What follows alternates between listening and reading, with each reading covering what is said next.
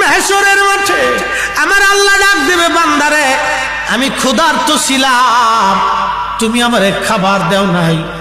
আল্লাহর বান্দা বলবে, আল্লাহ বলো কি?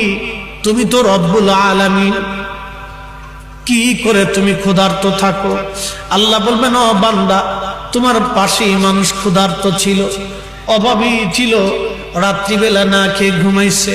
তুমি যদি সেই দিন আমার ক্ষুধার্ত বান্দার কাছে খাবার পৌঁছাইতা, সেই দিন আমি মালিকের খাবার খাওয়া হয়ে যাইতো। একবার জোরে বলা যাবে কি সুবহানাল্লাহ? বাজার, আমার দেশে বহু ধনী আছে, বহু ধনী, প্রত্যেক বছরে 2-3 বার করে মক্কা মদিনায় যায়। যদি জিজ্ঞেস করেন, বাপ কি জন্য মক্কায় যান? বলে, বাবা উমরা করার জন্য যাইতেছি। মক্কায় নামাজ পড়লে বিরাট বড় সওয়াব। ওই যে মাঝে মধ্যে দেখবেন ঢাকাতে, আমরা তো থাকি, আমরা জানি কোটি কোটি টাকার মালিক, ওই যে তারা মাহে রমজান আসার পরে মদিনায় মক্কায় যায়। কি আজিজি ভাই বন্ধু, মক্কায় যা কি জন্য জানেননি? আমি একজনকে জিজ্ঞেস করলাম, বাপ মক্কায় প্রত্যেক মাহে রমজানে কি জন্য যান? বলে, হুজুর আপনি কি জানেন না, মক্কায় 1 রাকাত নামাজ পড়লে 1 লক্ষ রাকাতের সওয়াব, মাহে রমজানে পড়লে তো কোনো হিসাব নাই।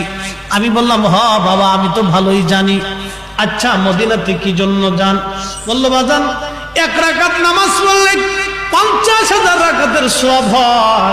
আমি বললাম, হ্যাঁ বাবা কথা তো সত্য, মাহে রমজানে বিগয়রি হিসাব, এটার কোনো হিসাব নাই। আমি ডাক দিয়ে বললাম, বাজার কথা তো সঠিক, এই মক্কাতে নামাজ পড়লে 1 লক্ষ রাকাতের সওয়াব হয়, মদিনাতে 1 রাকাত পড়লে 50,000 রাকাতের সওয়াব হয়।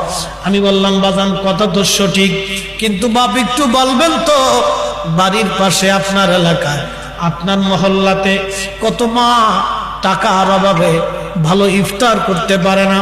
আমি একদিন এক হাজী সাহেবকে বলছিলাম, হাজী সাহেব আপনি তো আমার মসজিদের হাজী, আপনি তো আমার মসজিদের মুসল্লি, হাজী সাহেব এই যে আমার মসজিদে প্রত্যেক মাহে রমজানে প্রত্যেক দিন ইফতার হয়, এই ধনী ব্যক্তিরা তো আর মসজিদে ইফতার করতে আসে না। আমি বললাম, বাপ ধনীরা তো সবাই বাড়িতে ইফতার করে, কিন্তু এই মসজিদে যারা ইফতার করার জন্য আসে তারা একবারে দরিদ্র শ্রেণীর মানুষ, মধ্যবিত্ত দরিদ্র, রাস্তা দিয়ে পথিক যারা আছে।